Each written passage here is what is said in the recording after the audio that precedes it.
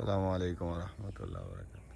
আমরা আসলে কালকে এই পুকুরেই মোটর লাগাইছিলাম পানি শূন্য করে রাত্রে মাছ ধরবো, কিন্তু কালকে বিকালবেলা আসলে আমাদের মোটরও চলতেছিল। ওই সময় প্রচণ্ড বৃষ্টি বৃষ্টি এমন পরিমাণ বৃষ্টি যে আমাদের এই পাশে যে পাড়টা দেখা যাচ্ছে,